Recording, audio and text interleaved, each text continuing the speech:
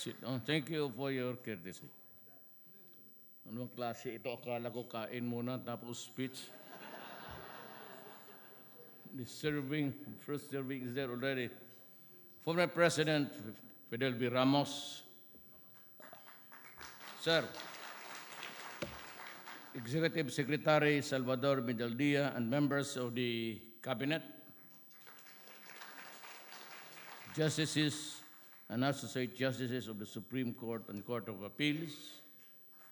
Medyo kulang pa tayo dyan, ah. Madagdagan siguro.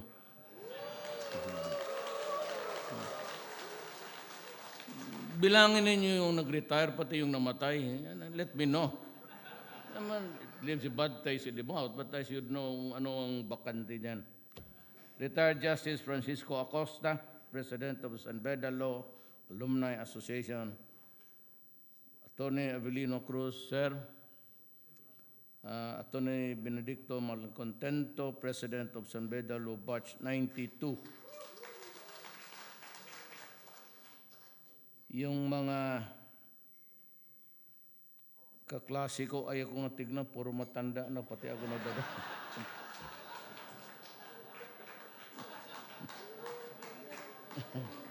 Mga kapwa Bedista, you know, every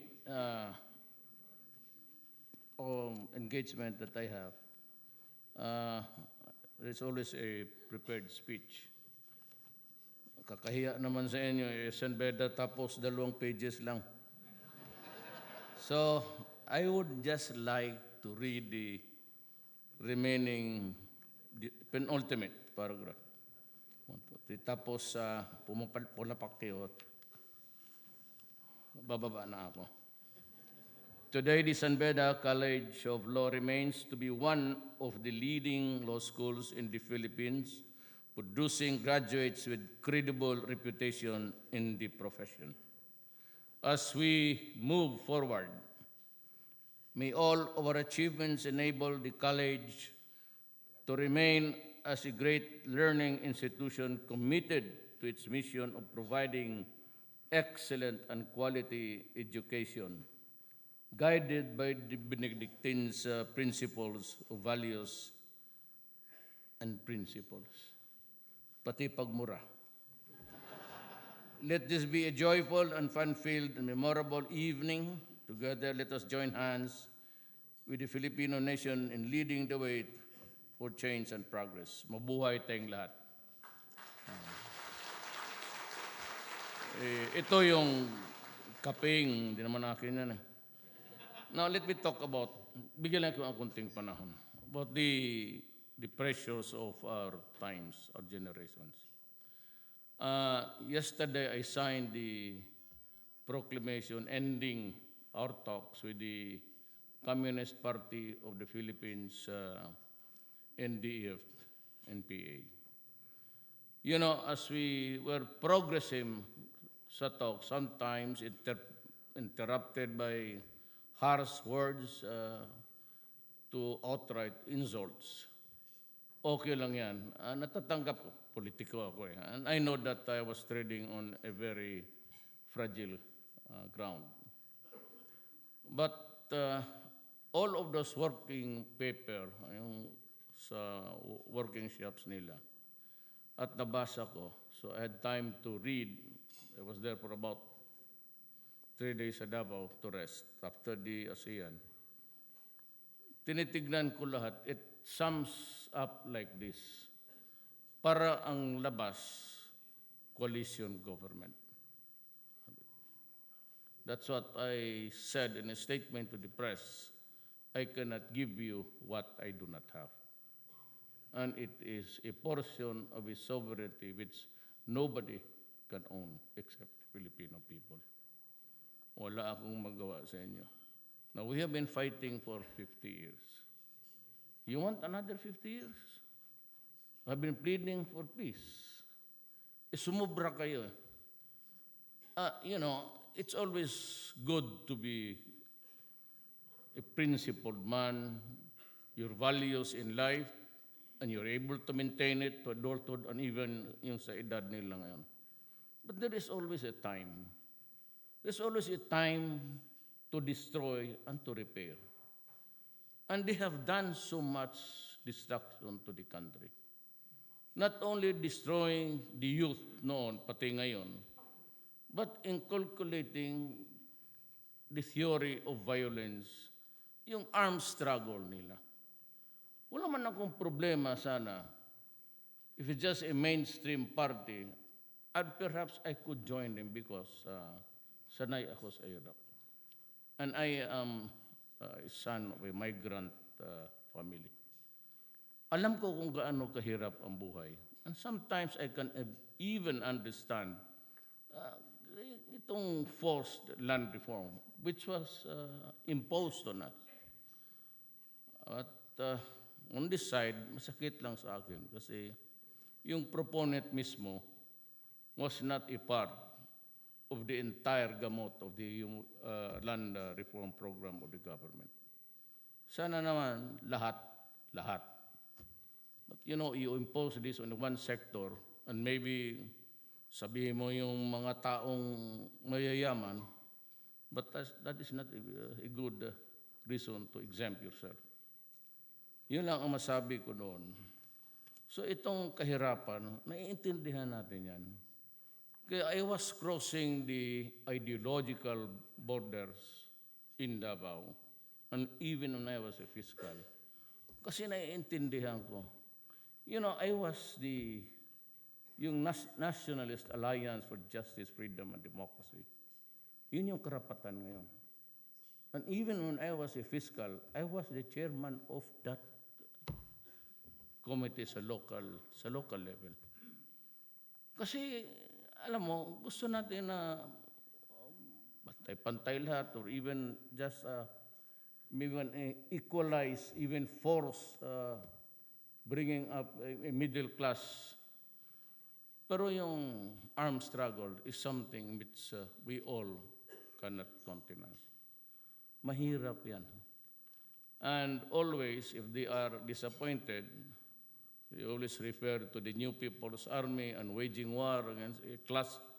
Until now, you still think of a class conflict. Eh, sabi ko, nung binasa ko lahat, sabi ko, cannot. So right away, para hindi na tayo magsayang ng panahon, I called Bebot Belio and Doresa. And I told them that I am no longer interested to pursue talks with NPAs. Umuwi na kayo dito. At walang mangyayari dito. Even if we talk for 1,000 years, we can never reconcile our values. No. Ako, may kunti ako. But sabi ni Juma Season, he's not, you do not have a monopoly of socialism. But maybe I can grant, I am not a member of the Communist Party of the Philippines. Pero kung sabihin niya na, itong si Duterte, hindi naman talaga ito socialist. Well, you are entitled to your own opinion. But the fact is, we cannot ever agree on the so many things that you demand of me. Simple. Hindi akin eh. How can I agree with you things that are not, or I can never agree to? Magsasayang lang tayo ng panahon. And always that armed struggle of theirs, yan ang pinagbibida nila eh. I know that there will be a virulent period from here on, but we have a very good armed forces and police. Yan maasahan ninyo. I intend to build a strong armed forces pati police. Kasi pag hindi, kaya-kayahin lang tayo.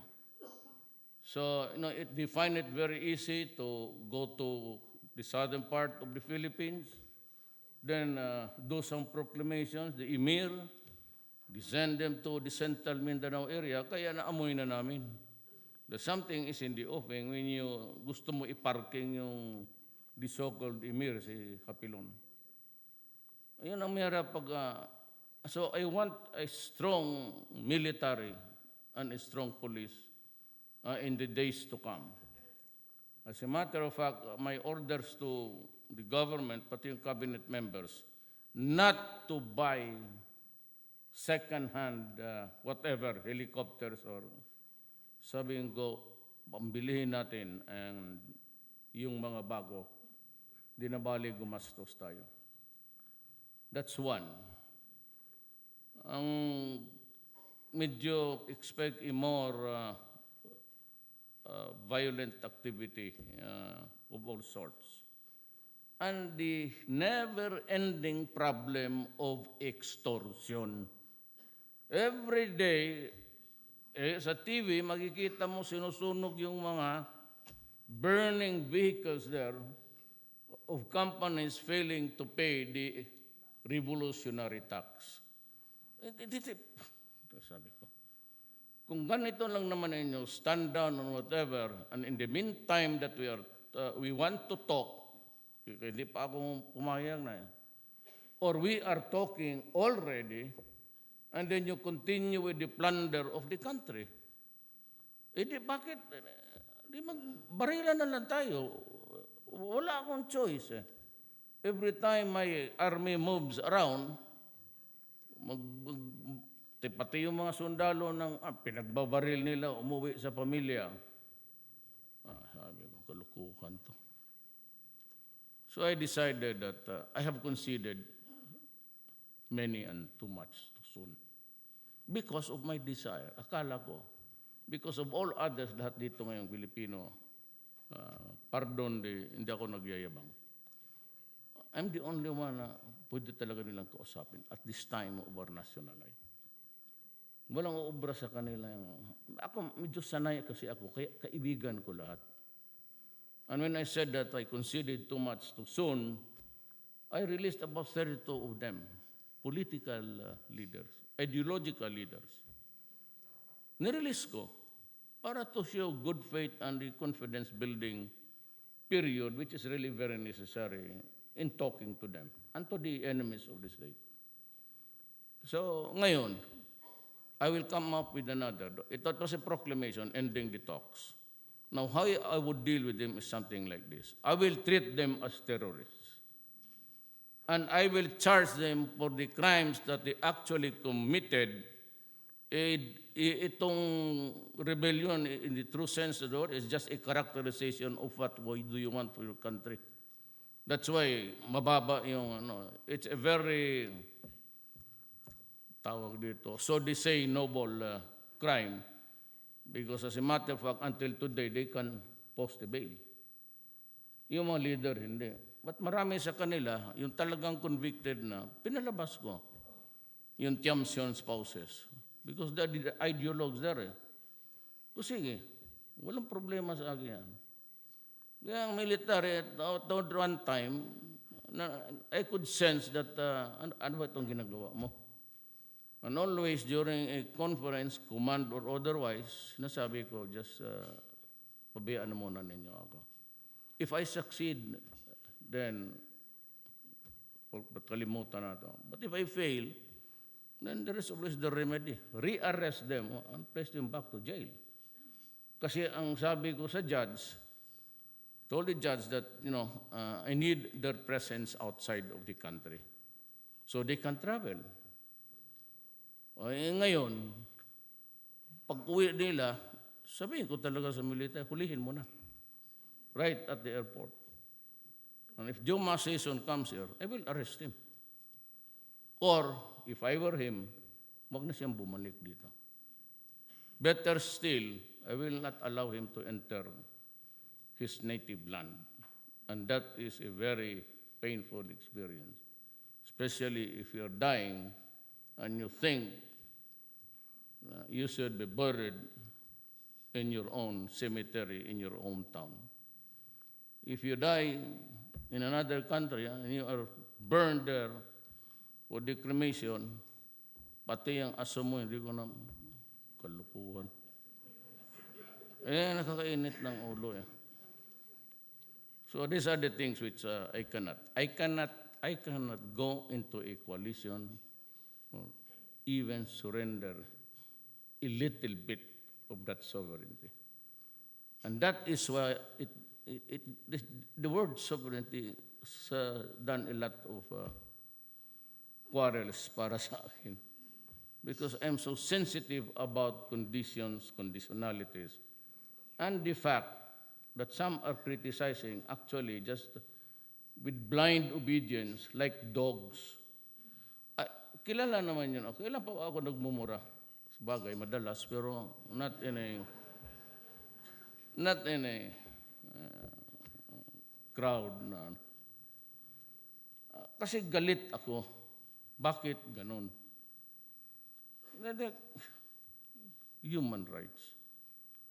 Did it not occur to you na ang dala-dala nila palagi, whether it is 4, 7, or 10, sabi nila, killed extrajudicially. Now, ito namang mga locals dito, with all their bias and everything, actually that's an election issue. It started in Davao. And is my friend already. The wife is my relative. Yan ang issue noon. When I became mayor, galing kasi ako sa pagka-fiscal. So sabi ko na learning the ropes, pero alam ko na, kasi yung tatay ko, once upon a time, the governor of one Davao only.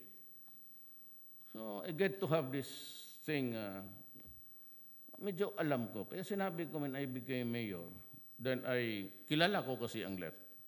And I must admit, and I have to concede, that they really cooperated during my time as mayor. Wag natin, I would be a liar to also to condemn them at that time. Talagang they cooperated, so they went out of the city upon my behest. So umalis muna kayo so that I can concentrate on the growing headache, not scourge at the time, pati yung mga kriminal. Because junction ang siyudad ko and Mindanao. Alam mo, maghanap ka ng kidnappers, hold-uppers, lahat nandoon. Pati multo doon, nagnanakaw. Lahat ng kalukuhan sa mundong ito. Kaya sabi ko, dito ako. Then I came up with a statement. Do not destroy my city. I am not a policeman. I am not a soldier. But as mayor, I build a city. So ginawa ko, na kayong lahat nakapunta naman ng Davao. Look at Davao. Tingnan mo ngayon saan ka dito makita ng syudad na maglalakad ka? LA? No. New York? May nakaraan yata ito. Naging mga assemblyman. There is a street there, talagang sasabihin sa'yo, huwag kang pumasok dyan, hindi ka na makalabas. And that's a very silly. Kung ako ang mayor ron, mainsulto ako, ha? Mayroon dito? Noon sa Davao, ngayon maglakad ka baski saan. Kasi, nakalimutan ko ang rason bakit. Yan ang problema. Kasi ganito. And it is the reality of our times. Ang mga bata, yung new generation, walang takot sa sanctions ng batas. Nawala Tayo noon, takot talaga tayo. Baka sinabi ba, even during yung martial law years huwag kang mag-cross dyan, huwag kang mag-cross. Because those were the rules at the time. Whoever made them, wala kang pakialam. This is what he wants, how he governs his country. Ako sabi ko, umalis kayo dito because I hold it as an article of faith that progress and development can never occur unless there is peace. Huwag na yung law and order, kasama tayo dyan. Humihirit rin tayo. Ngayon, ito na lang peace. Give us peace because we need this space to grow. Pagka maggulo palagi dito, walang mangyari sa bayan ko. May presidente na ako, I am trying to build a nation. And if you start with everything, corruption, crime, lahat, and the countryside cannot progress. Sa pagkita mo ito mga NPA, sinusunog yung mga plantation, whatever. Oh, how can we grow? And yet we are talking nonsense. Wala naman tayong, we have not produced 1 year plus hence we started to indulge in this kind of idiotic exercise. Wala namang nangyayari. Kaya sinabi ko, you are terrorists or criminals. I will treat you and I will not charge you for rebellion. Because I am saying to you now, I will brand you as terrorist, plain criminal. Period tayo dyan. Dito naman sa itong sabi ko, do not destroy the Philippines. Akin kasing bayan to. If I were a migrant worker somewhere, sirain na ninyo, sunugin na ninyo bayan, wala akong pakialam. Maliit lang siguro ako na Pilipino. I'm just at the tip of this island called Davao City. Wala naman akong sinasabi kung sino ako. I'm not into it, yung bragging. Mahiyain ako na tao as a matter of fact. Pero yung emotional na ako, hala na, mura dito, mura doon. Kasi bayan ko to, gusto ko naman sanang I can approximate the development of Davao and the progress that it has shown to us. When there is peace, when there is less crime, papasok talaga. Sunugin mo yung plant manager niyan. Paputukin mo yung mga makinarya na worth million. Yung ginagawa ng NPA ngayon. This cannot go on. Either gawin nila ang gobyerno na ito manaro o sira, o magbabarilan talaga tayo. Wala akong magawa. Because they're waging an armed struggle against the government.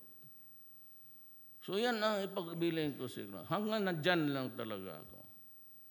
Na itong law and order, alam namin ninyo, drugs. Nung pumasok ako pagka-presidente, doon ko lang nalaman the extent, the dimension of the drug problem. It was a problem, number one, in Davao City. Pinilit ko talaga. Because you are trying to destroy my city, and I cannot improve on it, and I cannot collect taxes because there are no business, and I cannot deliver the goods to the people. Edukasyon, health, lahat na. Paano ako, how do I run the city kung ano? And in this case, country. We've always been rocked with corruption, violence, lahat na. Ay, pagpunta mo pa lang sa airport, pagdating mo, buti kaming mga mayor. I've been mayor for 23 years. So I've never passed customs. Sige, mayor. And here comes the other guy, galing Macau, dala-dala lang niyang isang maliit na used TV. Ayaw pang papasukin. Hindi sino hindi mag-init ang ulo niyan. So that when I became president, ang order ko talaga putang stop this, yung balabala, ha? Papakain ko sa ipapakain ko, ay na. Baka hindi mo kilala. Kainin mo, pasabugin ko yung, How many balls do you want to lose? 1 or 2? Ay, sa dapat, pinakain ko talaga yung sigarilyo. Kakainin mo talaga. Yung mga sabi ngayon, sabi ko, stop that. Tapos sabi, wala nang inspection ngayon. Sabi sir, may smuggling. Huwag ko lang iingay kay Sunny Dominguez. You know, kababata ko yan eh. You know, we can earn, hayaan mo yan sa. Ilan lang man yung makuha mo niya sa 5 malita na perfume? Hindi, ang importante sa akin, wag basaktan yung maliit na tao. No more inspection. Pati yung immigration, bantay kayo sa akin. Ako talaga naninipa. Sa totoo lang. Naninipa ako ng taga-gobyerno. Marami taga rito. Alam niyo, talagang pag-isumpot mo sipain kita dyan. Di behave lahat. Ako lang sabi hindi. Pero ang nagsabi niya, yung asawa ko, isa lang siya. Yung gano'n na, I just came from Fort, from Bulacan, sa Ranger, yesterday sa Fort Magsaysay. Pinasalamatan ko lang yung mga sundalo. At binigyan ko lahat ng baril. Naman, the army, mag-ano muna ta. Yung army kasi, kawawa, their primary weapon is the M16. Outside of that, wala na. Paglabas nila, they're sitting ducks. Ang problema ngayon ng NPA, pati yung sundalo na walang armas, pinapatay. Yung sundalo pumuwi ng probinsya, sundalo nakilibing doon sa kapwa ng sundalo, barilin. Sabi ko, I do not mind losing a few of those things that I'm giving you. Lahat, binibigyan ko talaga. Sabi ko, pag but you have to learn. Paglabas ninyo, may isang tao dyan who's been sitting there for 2 hours. Yung isa naman, naglalakad-lakad pabalik, sige tingin sa bahay mo. Dumaan ka sa likod, lapitan mo, barilin mo. Yung pala, bindor ang puta, naghihintay ng bayad. Loko na. And it can happen, or nangyari na talaga yan, sa totoo lang. Pero survival of the fittest to dito. Naawa ako sundalo, so bigyan ko sila ng kunting But one thing I assure them, because January, the first sector sa gobyerno na dinubli ko ang sweldo, sundalo. At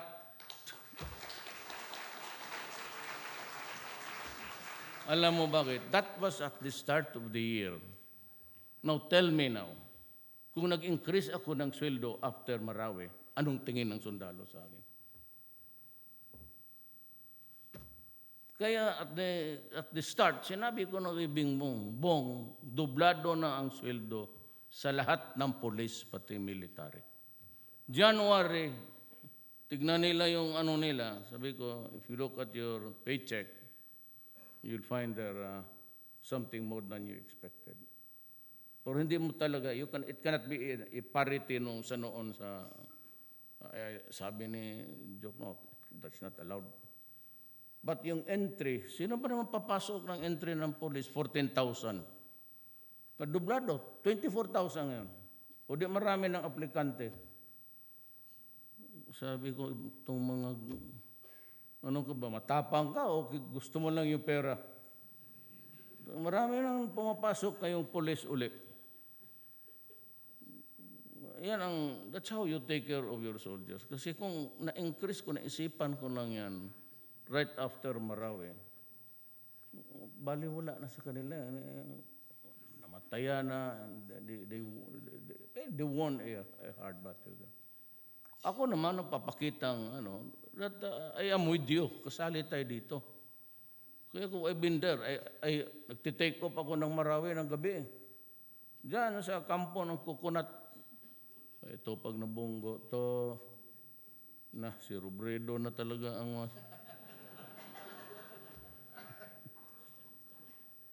I have to be there. Not really to say, namatay. It's not about bravery. It's something to do about dedication. Balakasin mo talaga loob mga sundalo mo. So, ang sabi ko sa kanila, at marami akong interventions. So, yung nabulag, tapos they lose both of their legs, yung prosthetics. Ang sabi ko sa order ko, I just released 500 million. It's gonna be a titanium, and the things like the one that yung isang stupido na Blade Runner, nakakapag-maneuver siya. Ang ipatay niya yung magandang uyab niya. Binigay na sa lahat sa kanya, bakit mo pa pinatay?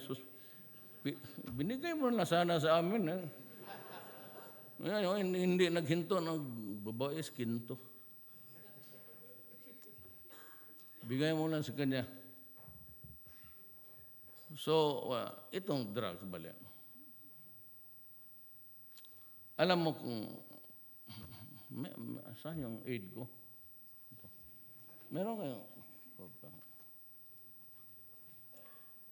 Itong aid ko, taga Leyte ito. Waray ito. Waray, taga Leyte yan. This is a document passed around by the United Nations. Wala ito sa singit. Precursors. United Nations. Apparently from the World Health Organization. Dito lahat. I'll give you a copy. Papadala ko lang isa. Cannabis, heroin, the effects. Dito, sa cannabis, slide yung kamay ko. Cannabis, ang risk is cannabis smoke contains 50% more tar than high tar cigarettes, which puts an increased risk of lung cancer and respiratory. It's kind of marijuana.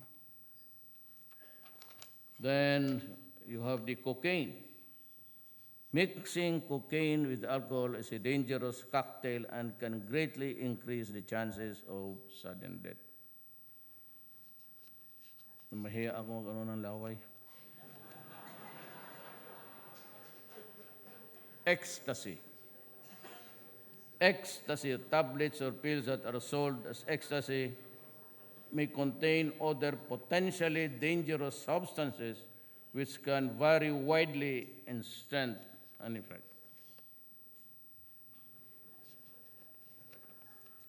Heroin uses risk overdosing on heroin, mga artista, Hollywood, which can lead to coma and death through respiratory depression. Ganyan yung mabuti, ha? LSD. The physical effects are small compared to the psychological and emotional effects. They include dilated pupils, increased heart rate, blood pressure, loss of appetite, sleeplessness, dry mouth, and tremors. Methamphetamine. Sa kanila ito, ha? Greatest risk. Methamphetamine or shabu use sometimes trigger aggressive, violent, and bizarre behavior, among others. Kaya sinasabi ko noon, ayaw lang maniwala itong kasi hindi sila mayor eh. Military, tanungin mo, talagang lumalaban yan. Ang immediate impact kasi ng yung parang may humahabol sa kanya. Paranoia. May hinabol siya ng demonyo, inuutosan siya. It's a bizarre behavior. Wala na mong pwede yung babait itong siya. Ayan. Thank you. Yun. Bakit maraming pati? Sinasabi ko na ito. Ako mismo, Mayor, ba't hiyain ko sarili ko? Many times, not all the time, but many times that I have been there supervising a raid, lumalaban talaga. At kita mo yung, was it in the Visayas? Pintutulan niya yung ulo ng asawa niya. Decapitated. His wife went to his house to announce, wala na tayong problema kay Duterte. Talagang tinanggal ko yung ulo niya. It's a bizarre behavior. In your right mind, can you rape a baby? Maski gaano ka kapobre o... Would you ever think of raping and it is not really new to me. It's not even novel to hear about it.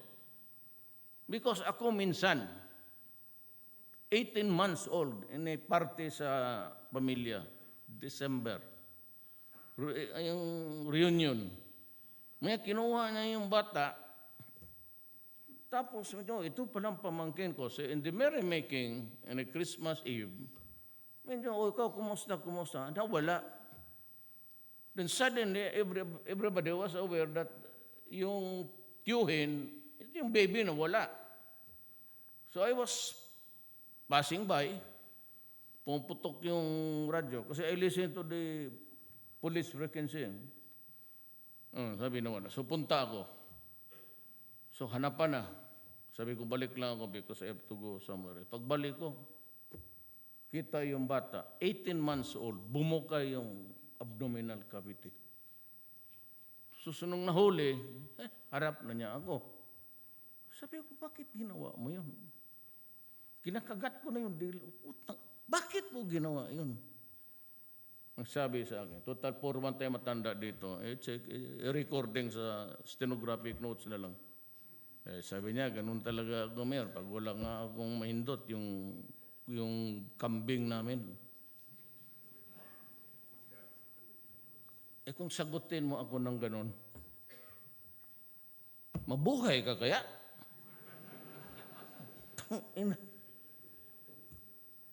Ganun ang isagot mo sa akin? No.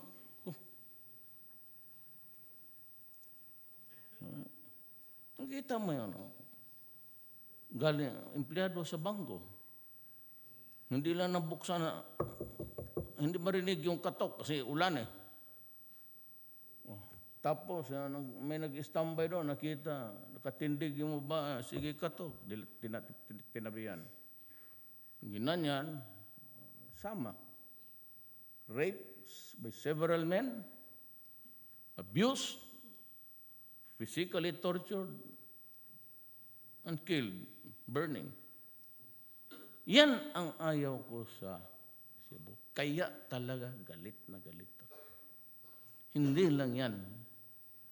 Yung ikaw, if you allow it to spread, ang style dyan sa mga tambay is, lalo na kung maganda ang anak mo o asawa mo, pasukin, kagaya dito, several cases.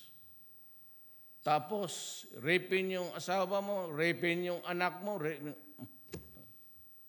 Kaya nangyari sa, yung lugar dyan na, yung maraming Bombay, mga anak, generation ng Bombay. Bukawi, is another one.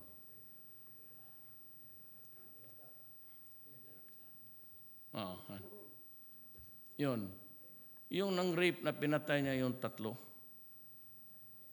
Tapos doon siya tumakbo sa Davao. Doon siya nahuli.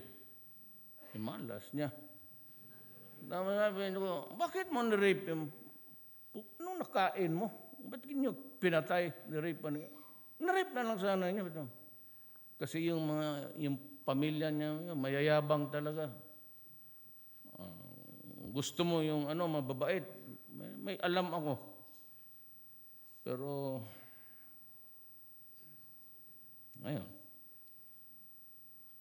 extrajudicial killing, wala naman akong ginawa. Nagalit lang ako. Yung namatay, bakit ako? Bawal ba lang magalit? Ngayon sa Bulacan, yung bulag na nanay, yung asawa, yung 14 anyos, pinakialaman pa yung 1-year-old. Ganon rin. Be careful about itong mga construction. Napapag-aralan nila yung paligid nila. Most of yung mga construction. Hindi naman, I'm not condemning. It's unfair to. Pero yung mga kriminal na ipasok dyan sa mga ganun. Karamihan yan sila. If you review if your memory is still good, tingnan mo yung mga pinapasok na One take ko dyan. Ang problema niyan is wala ng security ang bayan.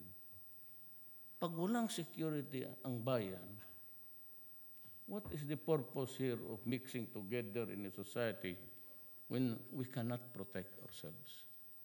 What's the use of electing me as president? Kung hindi ako makapagbigay ng protection, na hindi ko yung mga anak niyo maging gunggong, ano pa the president? Na mag-resign ako. Yung sinabi ko sa mga sundalo, if I cannot do the job, why waste your time? Sipat na ako. You wait until the third year kung wala akong makitang kabutihan sa ginagawa mo. Inyo na. Yan ang mahirap dyan. Una-una, you reduce in number of Filipinos to slavery, to a chemical that whenever the monkey climbs on his back, he has to have the money or the shabu, and he will steal, he will kill, he will do anything there. Kaya ganon ang nangyayari sa atin. You reduce ang shabu, wala nang rehab yan.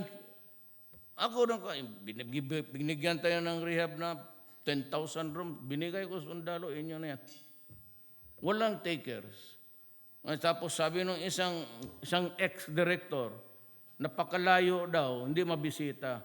That is precisely the reason of alienating them in the meantime sa lahat ng bagay. Yung sa Cebu, ilalayo ka talaga sa pamilya mo. And that place is very good, but there are no takers, but gusto nila community rehab. It will not work. Sabihin ko sa inyo, it will not work. Especially if the brain is progressing smaller and smaller. Hindi mo na buti sana punta ka doon sa Caltex, hangin. Ano naman? Wala na talaga yan. So, millions of them. Sabi lang nga ni Santiago, siya naman sabi noon na 3 million. Yung dagdag di bato, 1 million. But whatever. Wag lang yan. Itong kunin mo yung kutset, barilin mo yung may-ari, patayin mo. Tapos hanggang newspaper lang, hanggang dito lang sa mga, isa pa rin yung TV.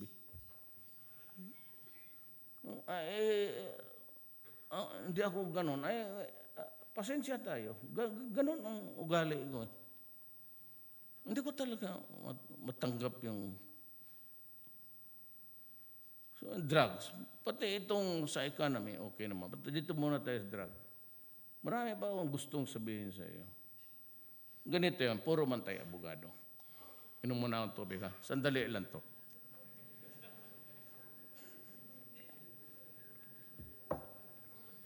Alam ninyo to.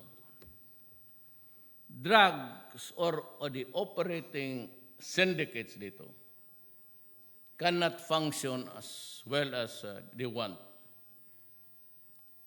pag walang organization. There has to be the cook, whether from abroad or dito, there has to be something of a recipe.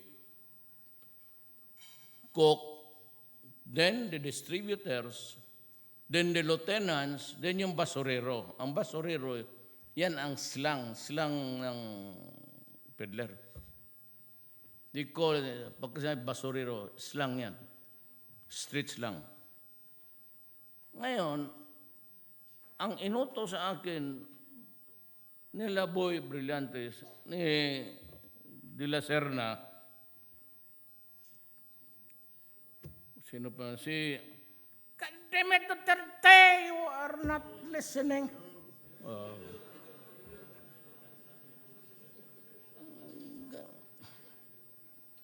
Sino ba yung classmate natin? Basta pareho kami. Tindig rin ako. Tapos kalimutan ko, sandali. Sabi niya, I did not call you Kadimit. I called si,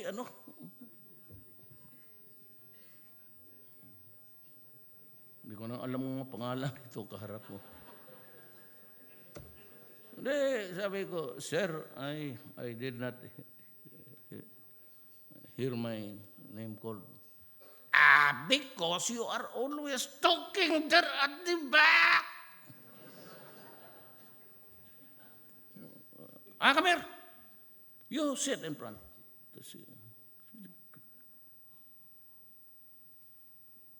Basta pinuupo niya. Okay, you recite. Di ako. O di pagdating sa akin, tindig ako. Nakabasa eh. Tayo ko ng gano'n. Sabi niya, pitain niya gano'n. God damn it, go ahead and recite. Sabi ko, Sir, there is no question yet, sir. Pero kumakamot ako nung, there is no question yet, sir.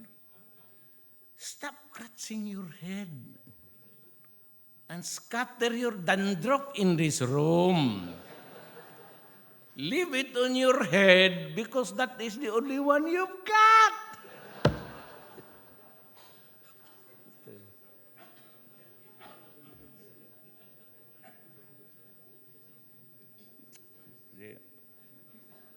May patay na si Solidan.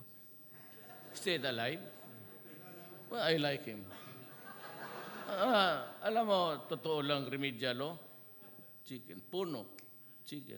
Lahat kami, halos sabay-sabay kami lumabas ng sibilo. Succession. Nandoon sa drawing ni Puno, sa matrix niya. Di wala. Ang bilis namin, actually, totoo lang, sibilo. Basta dumaan ka doon, lalo si Jacinto. Napa? Wala na. Kasi kung may anak ako, sabihin ko, sige, diyan ka. Pag hindi ka na abogado. So ito, I'm telling you, it is impossible. Ito na lang. It's impossible to operate a shabu business if it is not organized. Kasi kung walang distributor, walang pabili nito. Kung wala namang cook, anong papabili itong mga to? It has to be an organized thing. Ang turo sa akin, namin sa law, the act of one is the act of all because it is a conspiracy. Always. An organized crime is always a conspiracy. And the liability of one is the same for all. So if you are reclusion perpetua ka. Now, my orders to the police, I never said, patayin mo yan si Guerra, ito, patayin mo ito sila. Never said that. Never gave the order that's stupid like that. Colonel Mangkaw, nandiyan, no? Dasaan mo yan sa Davao. Ito. Kaabogado mo, ka. Sabi ko, dito, as in Davao, destroy the organization. Sabi nila, ang problema kay Duterte, bakit ang mahirap pinapatay? Ang mayaman hindi. Napakasimple talagang utak ng mga... Yun ang shabu. Ang market ng shabu ang mahirap. Yung mga mayaman dito, yung mga anak ng mga Forbes Park, cocaine yan, pati yung heroin. Nakita mo yung effects, they just die suddenly. Like, they just lie there and they die there. Ganon na yung kanta ni Mona Lisa dyan. Ang shabu, para sa mahirap yan. That is about 200 per hit. An amount enough to buy food, maski how ano yung galiit o ano, o pamasahe sa mga bata. If you hit the father, the family becomes dysfunctional. Even if you hit the son, yung pamilya na yan becomes dysfunctional. Kung dalawa, tatlo, you are sending them to hell in agony and pain. Yan ang masakit sa akin. Kaya, let's ka. Yan ang masakit sa akin. Sisirain mo ang pamilya. Siya bo, you think that, 200 in one month, ilan? 6,000? Oh, 6,000. Huwag mo nang kasali kay Bato. Times it 3 million at 6,000. You'd arrive at a figure of 216 billion industry destroying the Filipino. 216 billion na hindi mga tayo, hirap tayo butit, nagbayad itong mga may utang, bantay kayo. Wala. Panahon ko bayad. Aski sabihin mo, kaibigan kita, you're fired if you are dishonest. Wala akong ano dyan. I can be your friend. I can even be, in other things in life, I can even kill for you. Die for you. Pero yung sa pagdating ng bayan, pasensyahan talaga tayo. Pasensyahan talaga tayo. Wala talaga tayong pwedeng pag-usapan dyan. Yan ang ano. Na ito isa. And I will end this talk with a very sad note. There are millions of Filipinos working abroad. Lumabas yan ng bayan kasi mahirap. Minus the Shabu, forget the Shabu. If the mother goes to Saudi Arabia for years to work, to be able to send money for the family, for school and sustenance. Pag walang asawa, itong gagong to, maghanap to. Pabuntisan niya yung kapitbahay niya. Ito naman ang nanay, kung maiwan ang nanay, ang tatay ang pumunta ng somewhere. Ito, because of biology, simple, maghanap ito, lalo na pagbata pa. It's reality. Huwag na tayo magbulahan dito. She will be tempted, lalo na yung neighbor. Walang asawa niyan, matagal na hindi umuwi. And about maybe 80% or so come to body heat. Biology yan eh. Ngayon, itong asawa sa Kuwait, ito sa Saudi Arabia, automatic yan, wala na yung pamilya.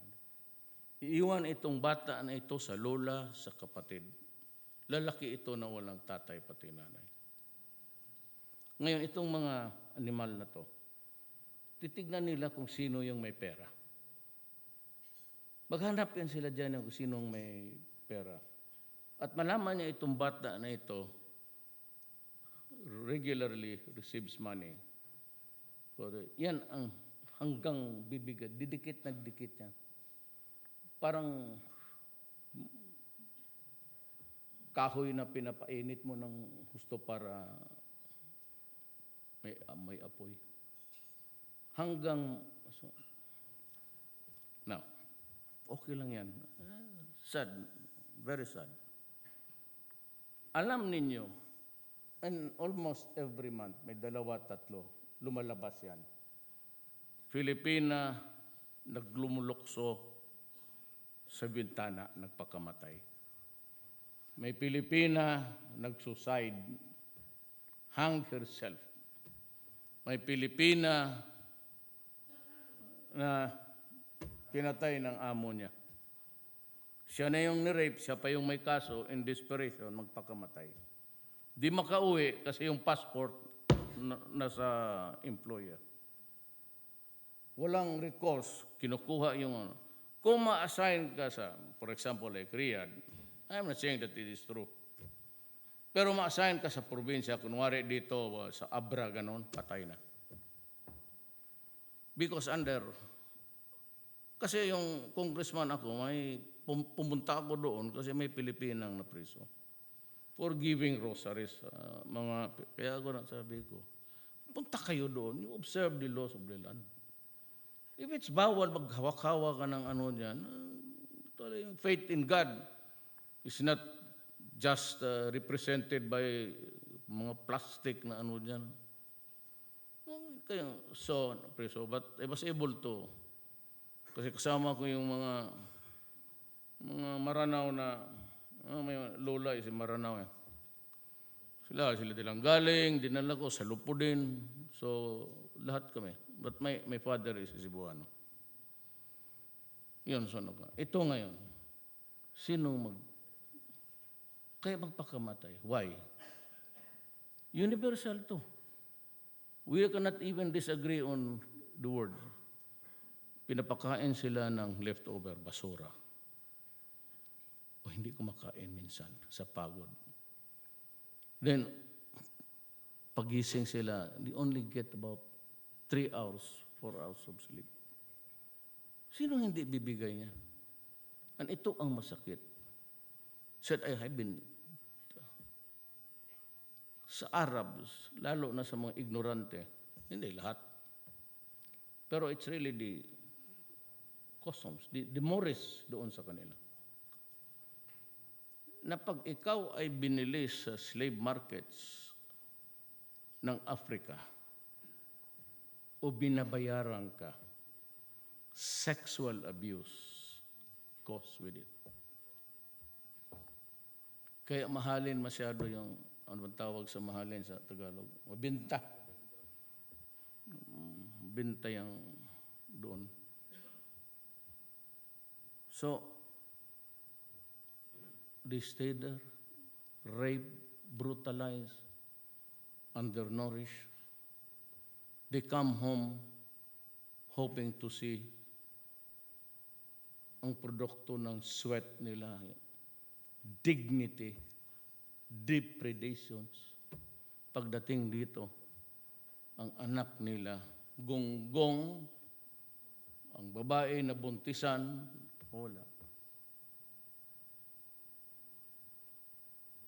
Kung ikaw ang presidente, kayo, kilala man ninyo ako. Anong gawin ninyo? Ganun lang yan. Total, pinagbawal ng batas. Why do something that can cause so much wrong to your fellow men? Karami niya. Bakit yan pa ang piliin mo? Because you want to die. So, extrajudicial killing, maybe sometime, is really a matter of choice. Do not destroy my country. Because my orders to the police to destroy you, to kill you. Do not destroy the only worth. Kaya kami pa naman dito, hindi masyado sabihin mo makwarta. If I get sick, yung pension ko, pati yung lahat na benefits, I can sustain a 1-year stay in the hospital. St. Luke's, Cardinal Santos. Police. Yung empleyado natin. Yung walang insurance. What is their only hope in this planet? Anak nila. They are hoping na for those na nasira ng against hope, na paglaki nila, sila yung susubo ng lugaw ko. Ang antibiotics ko, ang oxygen ko. Magkano lang ang dinagdag ko sa senior citizens?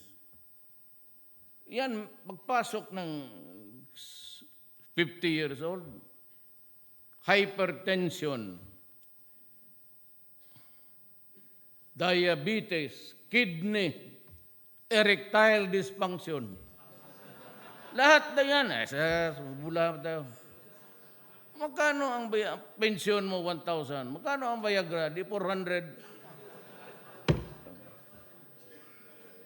So once in a blue moon ka dyan. Not because with Viagra you can sustain. Maybe not as... pero, ayan naman ang kaligayahan natin. Ano pa ba? Di, mamatay na lang. Wala. Totoo. Tindig-tindig ka dito, presidente ng Pilipino. Tapos sabi niya, wala naman yan siya. That is a very sad story.